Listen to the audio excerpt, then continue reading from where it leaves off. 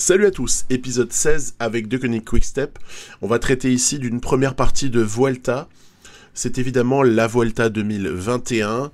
Ça va contraster beaucoup avec la Vuelta que j'avais proposée il y a quelques temps avec Gazprom. Je propose la première partie ici, jusqu'à l'étape 11 incluse.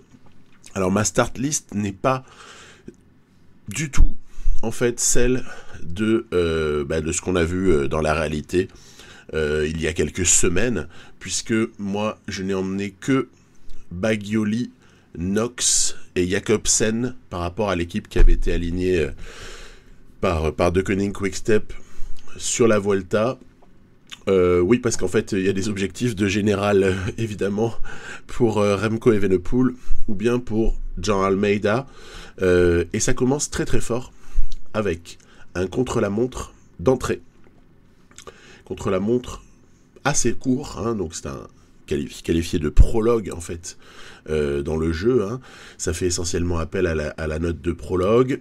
On a essayé de s'adapter en testant les équipiers sur les premiers passages, si bien que quand Remco Evenepoel se retrouve en train de rentrer en piste en quelque sorte, on a déjà une idée de l'effort à lui administrer. 88, vous avez vu, très longtemps, puis 90, puis on monte pour consommer la toute fin de sa barre. Remco prend temporairement le meilleur temps sur ce prologue. Almeida, quelques minutes après, va essayer, attention, il va y avoir une vraie lutte en fait entre Evenepoel et Almeida pour le leadership. Je dirai après comment je vais essayer de voir les choses. C'est trop tôt là pour favoriser quelqu'un, bien évidemment. Almeida, très très performant également, vous voyez ses notes sur contre-la-montre. Et on va se retrouver avec un temps un petit peu moins bon que celui de Remco Evenepoel, puisque Almeida a concédé quelques secondes à ce moment-là sur Remco, qui tient toujours d'ailleurs le meilleur temps provisoire. Attention, Roglic n'est pas encore arrivé, donc il faut bien l'avoir en tête. Et c'est Rémi Cavagna, le fameux TGV de Clermont-Ferrand, qui passe comme ça en dernier dans notre équipe. Allez, il y a des vraies ambitions dès lors qu'on a des coureurs comme ceux que je viens de vous montrer, Remco, Almeida et encore davantage avec Rémi Cavagna. Cavagna va-t-il le faire? L'intermédiaire n'était pas exceptionnel. On termine fort, mais ce sera insuffisant. Insuffisant pour Rémi Cavagna. Insuffisant également pour Roglic qui fait 8e, pour Geraint Thomas qui fait 7e, avec de belles perfs pour Kelderman ou Fellini par exemple, Campenarts, le français Benjamin Thomas aussi qui est un spécialiste de ce type d'exercice. C'est donc une victoire pour Remco Evenepoel sur ce prologue. Ça commence plutôt pas mal. Dans la foulée, on va avoir un petit peu de sprint. Alors le plateau de sprinter n'est pas phénoménal, disons-le tout de suite, sur cette Vuelta. Ce qui fait que nous avons tout à fait nos chances pour essayer de prendre une ou quelques victoires avec Fabio Jacobsen, que je vais évidemment privilégier dans ce contexte-là. Hodge a été emmené pour avoir ce rôle de poisson pilote pour Jacobsen. Et puis après, c'est vrai que mon équipe est plutôt bâtie pour pouvoir, je dirais, accompagner en montagne celui qui sera notre leader. Et donc par là même, on va demander par exemple à Bagioli d'être celui qui accélère après Cavagna pour lancer Hodge et donc pour mettre sur orbite Fabio Jacobsen. C'est parti, attention à Elia Viviani, attention à Peter Sagan. Jacobsen est lâché, je crois que ça va le faire ici sur ce coup. Voilà, victoire très peu contestée par le jeu. Victoire très très peu contestée pour Fabio Jacobsen. On aura aperçu que Jesper Stuyven est en bonne forme. Il va le confirmer à d'autres moments sur cette Vuelta. Et c'est donc une victoire pour Jakobsen. Alors, sur le plan de la développement d'équipe, on va dire, pour l'année suivante, mes 2 sprinters seront Ballerini et Fabio Jakobsen. C'est donc plutôt une bonne nouvelle que d'essayer comme ça de marquer un peu le territoire, de prendre des habitudes avec Jakobsen, parce que il fait partie du projet, le projet dans lequel, évidemment, Remco Evenepoel est une pièce centrale, et on avait eu également, je vous avais montré que j'avais choisi de proposer une année à Jean Almeida avec un objectif très précis en tête. C'était une participation au Tour de France avec des gros espoirs de combat face aux tout meilleurs. Mais écoutez, c'est déjà amusant parce que Almeida va déjà se tester face à Roglic sur cette Vuelta avec un trublion nommé Remco. On verra un peu quel est le rôle que le petit phénomène belge peut jouer. En attendant, regardez, il y a eu un up. Deuxième progression en fait déjà dans cette carrière pour Almeida. Elle est plus modeste, la deuxième, que ne l'a été la première déjà dès le mois de février. Donc voilà, ce up a eu lieu entre l'étape 2 et l'étape 3 de la Vuelta. Donc je vous montre ici quelle manière ça a évolué. Il a pris un point en montagne, et ça on peut jamais le mésestimer, parce que quand tu es à 81, aller à 82, c'est juste une excellente nouvelle, et mine de rien, c'est pas anecdotique. James Knox va sortir, parce que je trouvais que dans cette étape-là, pas grand monde ne roulait, et puis je n'avais pas envie d'assurer la poursuite. À ce stade-là, les victoires d'étape m'intéressent, mais également le positionnement par rapport notamment à Primož Roglic, mais pas que. Il y a Landa qui est présent, il y a également Geraint Thomas, on l'a vu autour de quelques Ineos grenadiers, comme Carapace, me semble-t-il. Donc il faut être vigilant. On se demande un petit peu, quand on joue à ce moment-là, qui vont être les coureurs majeurs pour le classement général sur cette Vuelta. On voit que le team Jumbo-Visma, regardez, a entre guillemets pris la charge de la poursuite, de l'échappée. Enfin, pas tant que ça, regardez. Quelques dizaines de kilomètres plus tard, il y a déjà 5 minutes 30 d'avance pour cette échappée. Knox, Taramae, Périchon, notamment dans l'échappée. Et derrière, en fait, ça laisse filer carrément. On s'aperçoit encore, peut-être 30 km plus tard, que le peloton a totalement laissé filer. Du coup, devant, tout le monde a compris que la victoire d'étape va se jouer entre ces 4 hommes-là, avec un énorme écart, près de 10 minutes ici d'avance pour les 4 hommes de tête. Ça se tire la bourre, attaque par-ci, accélération par-là, je ne vois...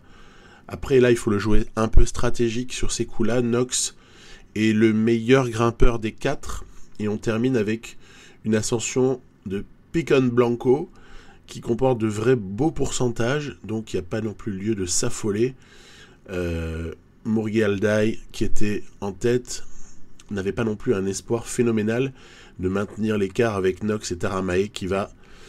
Knox va essayer de distancer ici Taramae. Je me dis qu'il faut essayer de contrer, en fait, à peine on a repris l'Estonien, et Knox s'envole vers une victoire d'étape ici, sur cette étape. 10 minutes toujours, puisque le team Jumbo-Visma apparemment n'est pas intéressé par la poursuite. Après, il faut aussi en avoir les moyens. On verra un petit peu plus tard quels sont les moyens réels de Jumbo-Visma autour de Primož Roglic sur cette Vuelta. Toujours est-il que Knox va lever les bras avec une grosse avance par rapport à ses anciens compagnons d'échappée. Et puis alors derrière, il y a quand même une lutte, logique, course à 2 étages sur cette étape 3, avec Evenepoel qui... moi j'essaie de le laisser vraiment en tête. Il est doté d'une excellente forme du jour. Il ne s'agit absolument pas que Remco subisse quoi que ce soit de fâcheux. Et c'est en train légèrement de se passer. Regardez, on va vite sprinter avec John Almeida pour essayer de ne pas concéder trop. Voilà, Roglic fait 4, il n'y a pas de bonification. 5 Almeida, 6 Evenepoel, 7 Carapaz. Quintana est également présent. Kelderman sera le leader de la Bora Hansgrohe. On a eu déjà un premier échantillon des rapports de force entre leaders du classement général potentiel. Kruijswijk sera un lieutenant de Roglic, au même titre que peut l'être Tom Dumoulin aussi présent sur cette Vuelta. Marc Soler chez Movistar sera peut-être avec Alejandro Valverde plus un chasseur d'étapes. À voir. Tout ça est à voir par la suite. Toujours est-il qu'on enchaîne avec l'étape 4 qui nous propose là encore un scénario potentiel d'arriver au sprint. Alors évidemment James Knox à ce stade-là a pris une immense avance, mais la Vuelta est encore très très longue et on ne peut absolument pas miser sur quoi que ce soit sur le long terme. Bon, voilà, il a le maillot rouge sur les épaules. Ça pourra peut-être durer quelques étapes parce qu'avec 5 minutes d'avance, il y a beaucoup à faire, mais donc échappée fleuve dès ce début de Vuelta qui positionne un peu les choses bizarrement au général. Ça ne tardera probablement pas à se normaliser. Et le final de cette étape ici, où on va demander à Cavagna, toujours, de mener grand train. Bagioli dans la roue, Hodge dans la roue de Bagioli et Jacobsen ici qui se rabat. Voilà, c'est parti, on est en place. Le train de Koenig Quick-Step est en place avec peut-être un petit retard à l'allumage, n'est-ce pas ? On a failli se faire un petit peu surprendre. Attention, ça va être tendu pour Fabio Jacobsen avec Stuyven qui revient très très fort sur l'intérieur de la légère courbe. Voilà, c'était très très serré. Jacobsen a failli ne pas obtenir cette victoire d'étape-là. Mais Jasper Stuyven a été un tout petit peu court ou alors est parti d'un petit peu trop loin. Fellini, Sagan, André Greipel, Elia Viviani, notamment pour ce qui est des places d'honneur. Jacobsen prend un deuxième bouquet sur cette Vuelta. Il est venu pour ça. Ne boudons pas notre plaisir d'avoir comme ça une deuxième pour Jacobsen. Alors, juste une petite précision. Pour ceux qui ont déjà vu mon Giro dans cette partie-là, on pourrait se dire, oh là là, mais tenter de gagner toutes les étapes, non, enfin déjà je m'en fous. Et puis en plus, non, tant que le jeu ne me bat pas, eh bien, tant pis pour lui, j'ai envie de dire. Mais vous inquiétez pas, on va pas gagner toutes les étapes. Léger spoil, sans problème, je vous le dis très tranquillement. C'était assez circonstanciel ces 4 premières là et ça va pas se passer comme ça tout le temps du tout. Notamment sur cette étape 5 qui propose des zones de vent assez considérables puisque quasiment toute l'étape est dans une zone de vent avec un vent qui souffle en plus, vous avez vu là légèrement droite, ce qui fout un beau bordel dès le départ de cette étape. Ça flingue dans tous les sens. Il y a déjà plein de gens qui sont pris des bordures. Vent comme ça, 3/4 droite. Oh là là, terrible. Terrible. Bourman fait partie de ceux qui travaillent. Alors, c'est intéressant ça parce que ça donne des indications sur la stratégie Bora Hansgrohe. Je vous annonçais Kelderman leader, c'est confirmé. Et puis, ça joue aussi le coup à fond pour Peter Sagan sur cette étape. Ici, regardez, ça casse. Il ne faut pas se trouver au mauvais endroit de l'éventail, parce qu'à ce moment-là, avec ce vent-là, on se fait immédiatement éjecter et les efforts pour se maintenir dans le groupe de tête sont dès lors tout de suite considérables. Un petit peu plus tard, vous voyez, il y a déjà une lutte énorme en fait sur cette première zone de vent et ce n'est absolument pas nous qui en sommes les responsables. En fait, il y a plusieurs équipes qui ont roulé, on a pu apercevoir Cofidis à un moment, Bora également avait roulé. Jessen n'a pas été non plus passif. Il y a comme ça donc quelques équipes qui ont bien envie de faire mal aux autres, hein, tout bêtement. Et notamment, voilà, Intermarché Wanty Gobert qu'on a vu mener à des moments assez intéressants. Et puis, me dit à un moment donné que il faudrait peut-être se lancer. C'est peut-être le bon moment, vous voyez, pour récupérer le travail fait par d'autres équipes. Il est peut-être bon à un moment donné d'essayer d'accélérer, mais sans se fusiller non plus. Regardez, on va provoquer ici, on n'est pas les seuls, hein, mais on va provoquer pas mal de coureurs lâchés. Hein. On aperçoit Madouas, Wellens qui se sont fait un petit peu surprendre. Groupe d'une 30aine de coureurs alors que nous sommes à 85 km de l'arrivée. Cette étape fait excessivement mal. Hodge a été chargé de rouler mais à un tempo plutôt raisonnable, hein, vous voyez. Et on a vraiment fait exploser tout ça. Carapace est encore là. Geraint Thomas n'est plus là. Il y a comme ça déjà des précisions. Vous voyez Thomas qui est en perdition dans le deuxième groupe. Et nous sommes déjà à nouveau dans une deuxième grosse zone de vent après avoir bénéficié d'une toute petite pause environ au milieu de cette étape-là. Quinn Simmons, Jesper Stuyven sont encore des protagonistes pour cette fin d'étape. Nous sommes encore assez présents. Ça a été compliqué d'arriver à se maintenir comme ça dans le groupe à l'avant. Il faut vraiment être très vigilant, doser ses efforts et à un moment donné faire aussi des choix. On voit que le deuxième groupe ici n'est pas bien. Ils sont à 2 minutes du peloton maillot rouge. Ça va être compliqué de rentrer pour le deuxième groupe. À ce stade-là, nous on va devoir faire des choix, essayer de jouer stratégique. En fait, c'est un cas où, au risque de vous surprendre, la victoire d'étape ne m'intéresse pas tellement. Tout ce qui m'intéresse, c'est de tester si éventuellement certains leaders ne pourraient pas être lâchés par le train que nous menons, qui est assez régulier. Vous voyez, on a consommé déjà Hodge, on a consommé désormais James Knox, au moment où Cavagna rentre en scène. Voilà, alors Cavagna, c'est tout un poème. Hein. Quand il commence à rouler sur ce type d'étape-là, c'est de la jubilation à l'état pur. Je suis bien conscient de ne pas l'avoir prolongé. C'était une forme de choix. Mais en même temps, j'aurais jamais pu donner à Almeida le salaire qu'il a fallu lui donner pour essayer de challenger les Pogacar et compagnie Bernal sur le prochain Tour de France. J'aurais jamais été en mesure de payer les deux, puisqu'au final, malgré un énorme budget, on a quand même tout consommé, et Cavagna, c'était un petit peu trop cher. Demandait beaucoup d'argent, parce qu'il a un très gros overall, et puis des notes aussi assez considérables dans certains secteurs.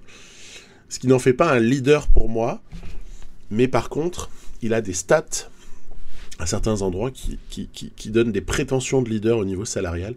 Allez, on tente le coup avec Remco Evenepoel, dans la roue duquel Stuyven est sorti. Oui, il fallait bien tenter quelque chose à un moment donné. J'ai laissé Almeida dans la roue de Roglic, et Evenepoel tente sa chance, ça tombe bien. Remco est adepte de ce style d'attaque un petit peu lointaine. En tout cas, c'est pas quelqu'un qui court de manière conventionnelle. Donc on essaie un petit peu à ce moment-là de s'en inspirer. Remco Evenepoel. Est-ce que Stuyven veut collaborer? Non, il ne veut pas. Donc on va essayer de voir si on ne pourrait pas le planter là pour construire une avance. Mais ce qui m'intéresse à ce moment-là, hormis la victoire d'étape, c'est construire une avance. Ça va pas être possible vis-à-vis de Jesper Stuyven, qui est en grande forme, tant mieux. Je suis assez fan de ce coureur-là, je vous avoue. Et Stuyven va s'imposer. Roglic est sorti avec Almeida dans la roue. Il y aura quand même, regardez, 40 secondes sur la ligne au moment où Viviani, Greipel, Barbero, puis Roglic, Almeida, etc. vont couper la ligne. Carapace a concédé du temps, Quintana également. Et puis alors derrière, c'est la Bérésina. 3 minutes passées que Stuyven a coupé la ligne. Kelderman a pris une grosse cassure. Ça va coûter cher tout ça. Nos équipiers ont super bien bossé.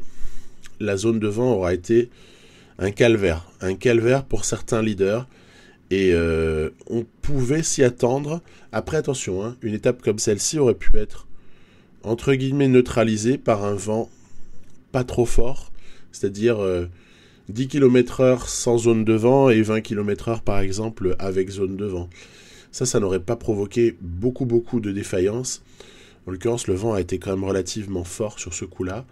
On a donc un classement général où on y voit beaucoup plus clair, avec déjà la présence de Roglic très très haut dans le classement, avec un Remco en embuscade dès que James Knox va se sacrifier un petit peu trop et lâcher ce maillot. Ce maillot est programmé pour atterrir sur les épaules du jeune phénomène belge qui a gagné tout de même une quarantaine de secondes hein, sur Primoz Roglic. Ça n'est pas anodin parce que avec son 77 en montagne et son 77 en vallon, Remco Evenepoel doit à un moment donné faire quelques différences s'il veut, on va dire, challenger Primoz Roglic.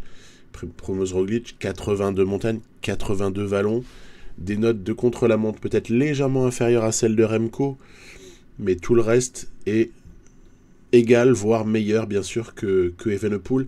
D'ailleurs, Roglic nous le montre dans le final de cette étape 6, où il est très très fort, et nous ne sommes pas tout à fait en mesure de le reprendre. Allez, Almeida peut-être, le seul en fait qui, en valeur comme ça, brute, peut espérer battre Roglic, c'est surtout Almeida hein, chez nous.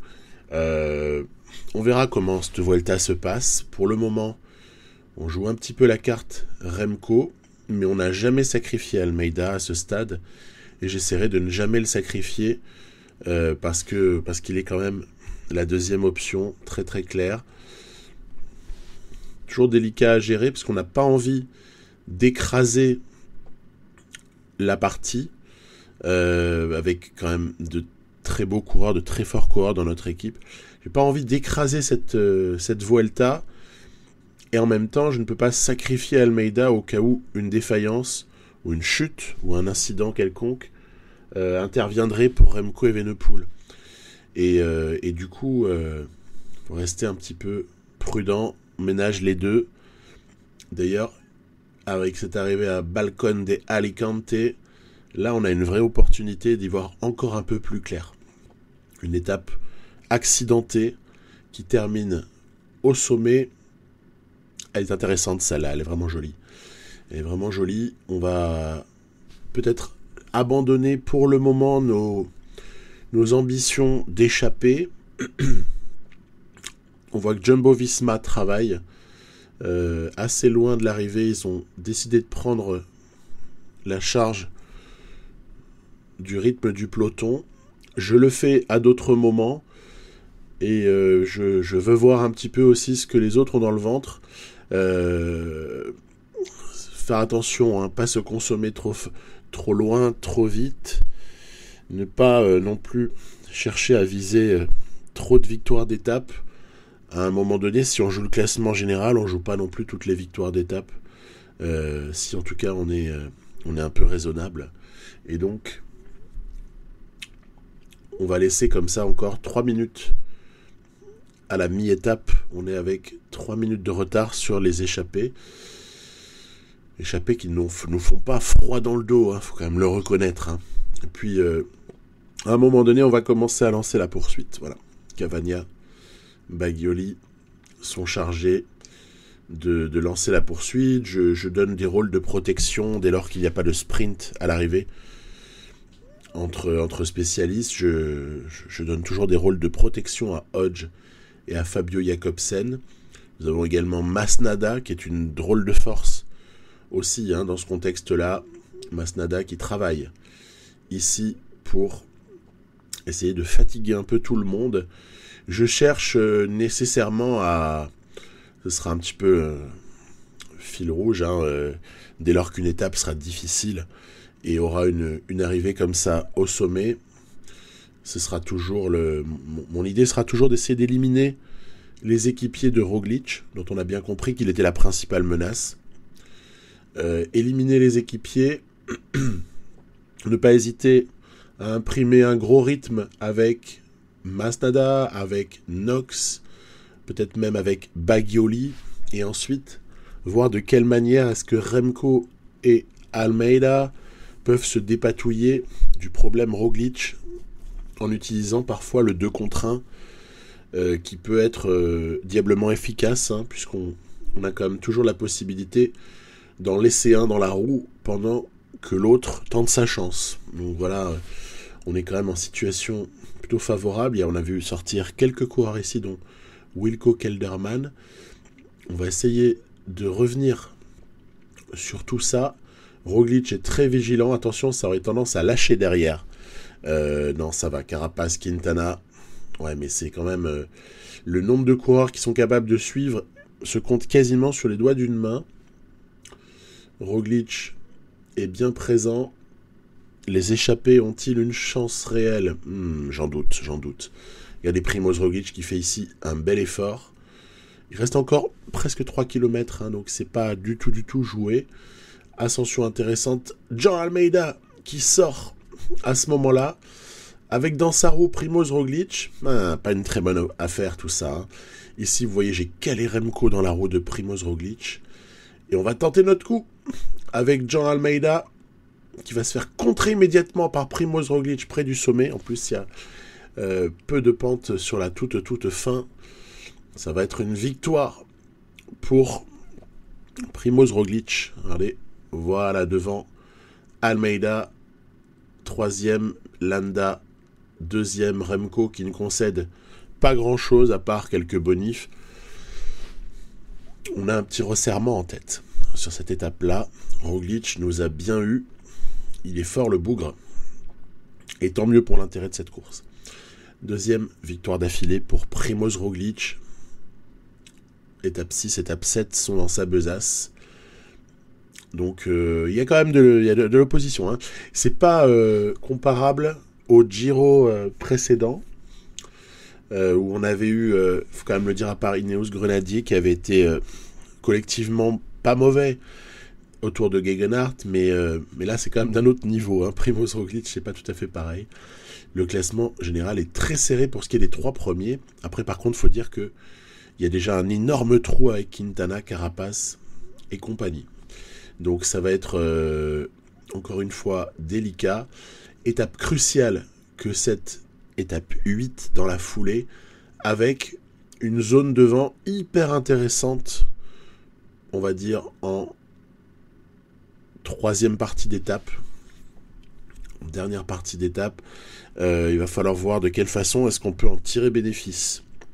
Le vent en tout début d'étape est un paramètre très important, il est à 18 km/h, ok.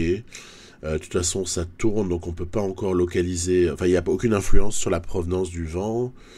Ça n'est pas du tout essentiel.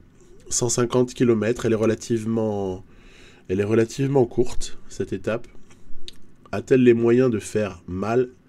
C'est ce que nous verrons. Donc voilà, je me suis un petit peu transporté plus loin au montage. Parce que c'est le moment où on doit s'organiser ici, avant la zone de vent. S'organiser, peut-être assurer les derniers ravitaux. On aperçoit James Knox ici qui est en train de remonter des bidons. Enfin, on ne l'aperçoit pas, mais il est en train de remonter des bidons. Et voilà, le voici.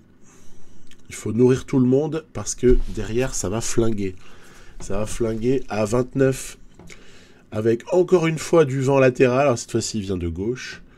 Ça accélère. Regardez, c'est même pas moi qui accélère, hein. Vous en êtes témoin. Hein. C'est pas moi qui accélère, c'est Cofidis, c'est Bora Hansgrohe. Il y a des équipes comme ça qui cherchent à durcir la course. Pas de problème. Pas de problème. Si vous voulez durcir, les gars,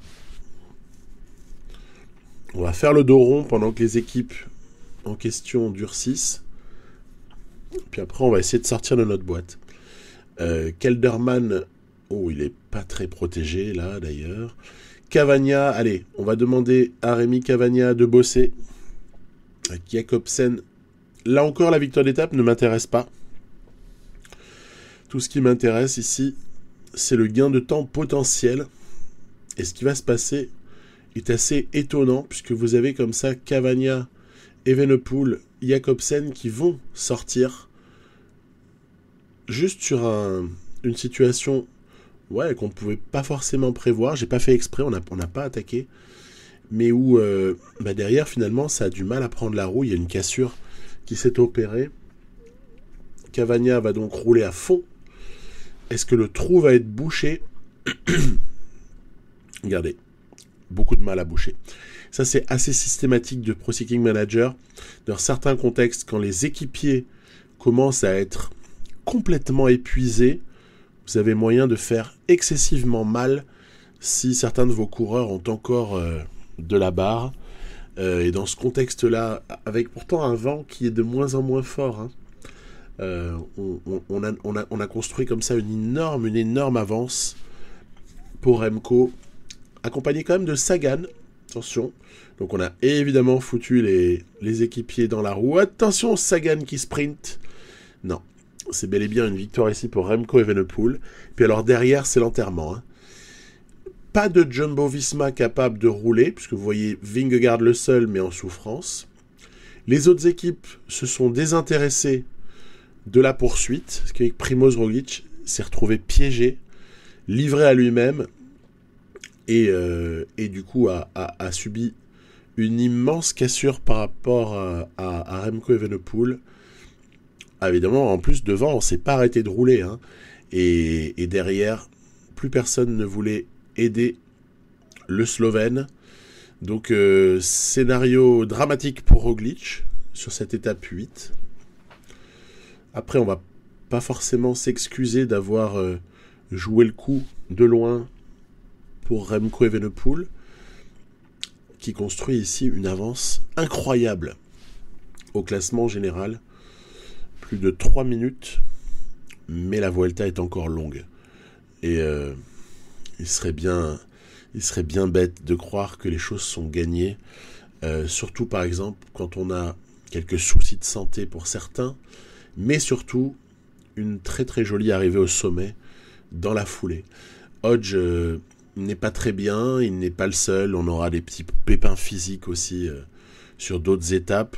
Après, l'impact de Hodge sur cette étape est minime, mais de manière générale, les soucis de santé qui pourraient nous mener à des abandons seraient tout de même tous à prendre en compte, parce que méfions-nous. Regardez-moi ce petit coup de x8 ici, qui a coûté excessivement cher en termes de cassure subie. Alors là, c'était un drôle d'événement. Donc j'ai fait du x8, vous voyez, sur une zone assez anodine, avouons-le.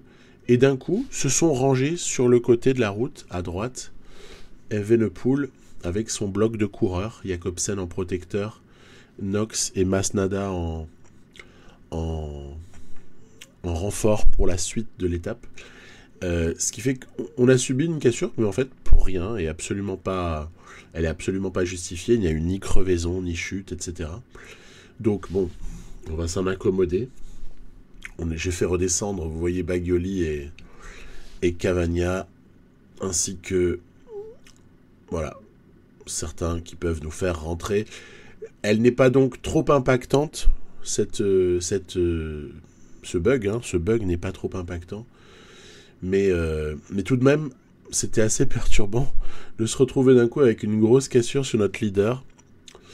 Allez, on a repris du poil de la bête ensuite, et on va rouler, car l'écart est considérable avec l'échappée, et personne ne semble vouloir contrôler cette course. À ce moment-là, on va être obligé de s'y coller. Il faut pas se cacher non plus, avec le maillot rouge sur les épaules. Une belle avance au général et une échappée constituée de 12 coureurs. Si la victoire d'étape nous intéresse, alors il ne faut pas hésiter. Il faut rouler, quitte à se fatiguer. Regardez, Cavagna, il a roulé, mais excessivement longtemps. C'est un monstre, en fait. C'est un monstre, Rémi Cavagna. Il est très très fort. Il a beaucoup manqué la saison suivante. ce sera aussi l'occasion de se comporter différemment, étant donné qu'on n'aura plus Rémi.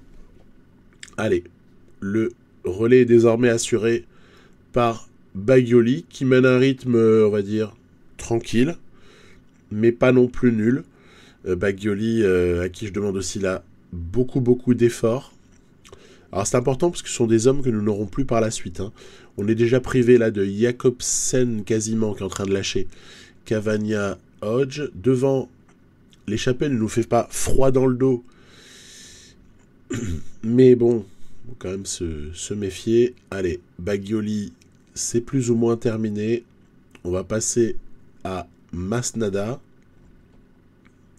Avec un mini souci de ravito, mais ça va être réglé dans pas très longtemps.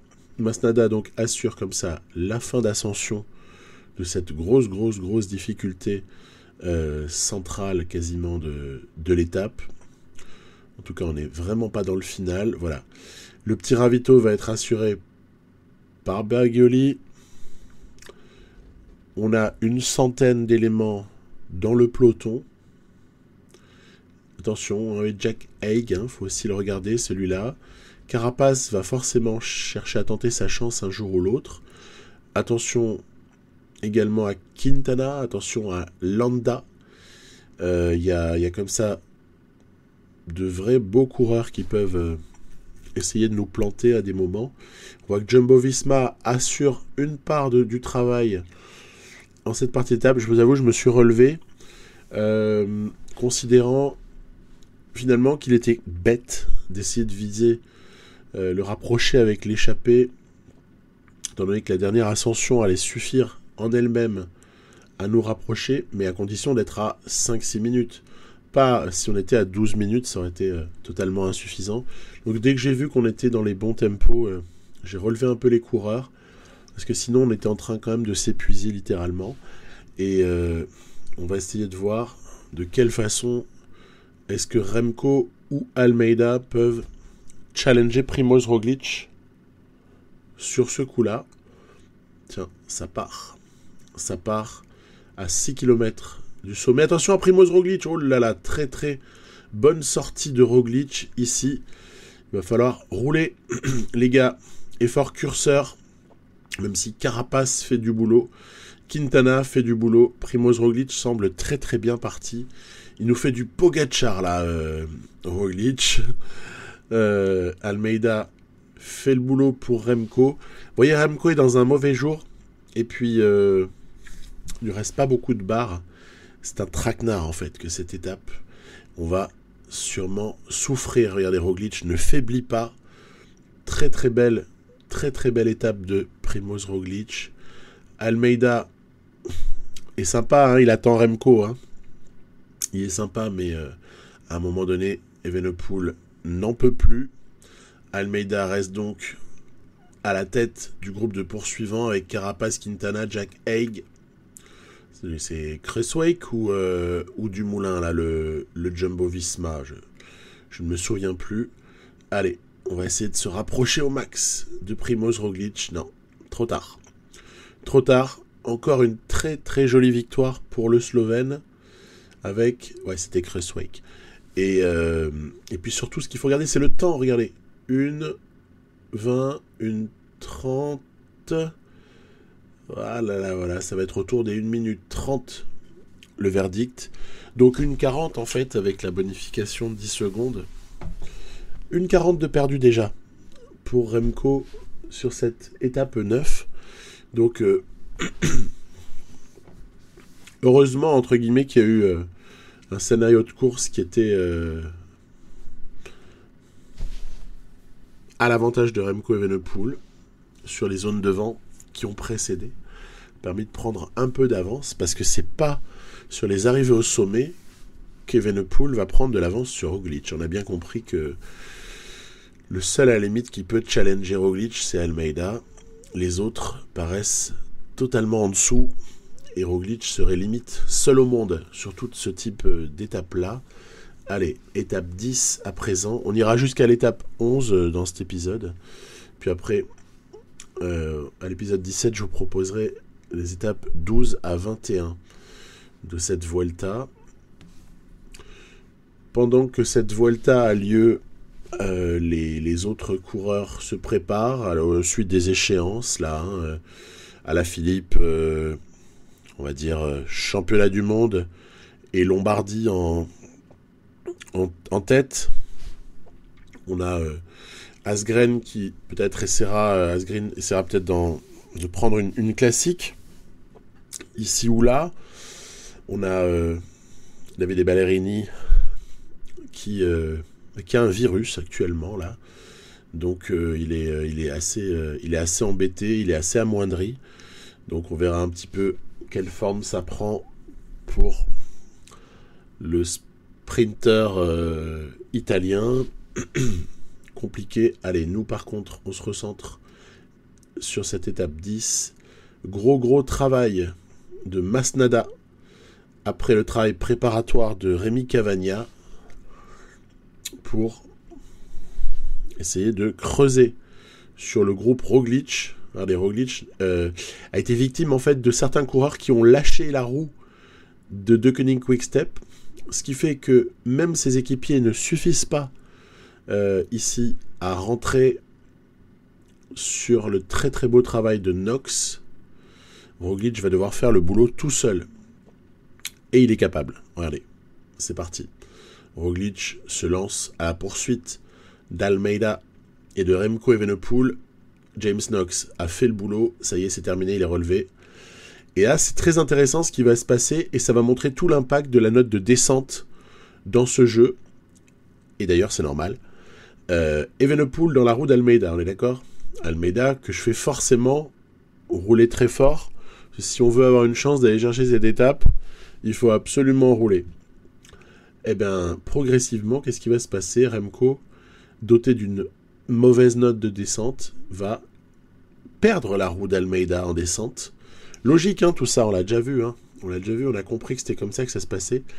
Et Remco, dans la descente, se fait reprendre par Roglic. Alors, il faut dire que là, on est sur du Roglic, si vous voulez, qui était pressenti comme encore pas si mauvais descendeur en juin dernier, en juin 2021. C'était bien avant quelques déboires qu'on a pu voir pour Primož Roglic. Bon, est-ce que les déboires de Roglic, donc seul Almeida va résister, on l'a bien compris, hein. Remco a été repris. Est-ce que les déboires de Roglic dans certaines circonstances de course doivent nous indiquer que c'est un mauvais descendeur ? Bon, on a tous vu plein d'images. Chacun se fera son idée. Mais pour moi, Roglic n'est pas un mauvais descendeur. Tout comme Remco Evenepoel n'est pas nécessairement un mauvais descendeur juste parce qu'il s'est cassé la gueule et qu'il a failli mourir en Lombardie l'année dernière. Donc, je sais pas, moi je suis pas tellement partisan de sanctionner aussi durement les coureurs dans la notation pour un incident, mais après tout, disons, il faut se dire que ça fait partie du jeu et que c'est un paramètre à prendre en compte. Dans les descentes, Roglic aura systématiquement le dessus sur Remco et seul à la limite Almeida pourra résister s'il a 10, 20, 25 secondes d'avance sur un scénario comme celui-là. Tiens, on a des soucis pour Bagioli sur cette période là autour de l'étape 11. Attention, la santé toujours, même si pour Hodge ça va, c'est revenu, mais Bagioli ça se passe pas forcément très bien. Je me méfie parce que encore une fois, perdre un coureur, deux coureurs, et ça pourrait ne plus du tout être la même course. Il reste encore beaucoup d'étapes et beaucoup de moments un petit peu difficiles avant le contre-la-montre de l'étape 21, qui celui-là par contre ne devrait pas nous poser trop de soucis, puisqu'on est à minima, on doit jouer égal à égal avec Roglic quand on est avec Remco par exemple, mais Almeida n'est pas non plus mauvais, loin s'en faut. C'est parti pour petite difficulté avant que ça se calme, et ensuite il y aura un tout petit mur à la fin de cette étape 11. Landa est sorti, Knox fait le boulot, Roglic au contact, Carcy est sorti avec Landa, finalement elle a réussi à le reprendre. Les deux hommes sont donc en petite avance quand même là, ils peuvent peut-être aller au bout, hein. Ce serait amusant, ce serait bien. Et là on va se caler avec Almeida, voilà, dans la roue de Primož Roglic. Et puis sinon on va aussi essayer de voir de quelle façon est-ce que Remco peut... Ah, il perd du terrain sur le punch, hein. Sur le punch il perd pas mal de terrain, alors qu'Almeida justement est un des seuls à pouvoir résister au punch de Roglic. Il n'y a que dans les forts pourcentages ensuite qu'Evenepoel va revenir. Alors, quel classement pour cette étape? Almeida va s'imposer devant Primož Roglic, ça paraît assez établi. Derrière, Martinez devant Evenepoel, Kelderman, Madouas, etc. Ok. On a encore une fois Carapaz qui a probablement perdu un petit peu de temps. Ça commence à être difficile au classement général, hein, pour certains. Hormis un exploit en montagne et défaillance de d'autres, ça va être quand même assez compliqué pour quelqu'un de se mêler à la lutte entre De Koning Quick-Step et Primož Roglic. Voilà, victoire pour Jean Almeida, bonification à la clé. Encore un petit peu des secondes concédées par Remco Evenepoel. Vous voyez, 1,47 sur Roglic, 2,03 sur Almeida qui se rapproche de Roglic à 16 secondes. Le scénario de cette deuxième partie de Vuelta, eh bien écoutez, il est facile de l'écrire. Tout va se jouer entre Remco, Roglic, Almeida. On s'en doutait un petit peu en fait avant. Quand j'ai vu la start list, je me suis dit, il y a des chances pour que ça se passe comme ça. Mais là, c'est vraiment bien confirmé. Et on est très très loin d'avoir gagné, même à 2 contre 1. Tellement le phénomène Roglic peut nous faire mal. Et tant mieux pour l'intérêt de cette Vuelta. Voilà. Je vous dis à très bientôt. Bon week-end à tous. Prochain épisode le week-end prochain. Gazprom. Bye bye.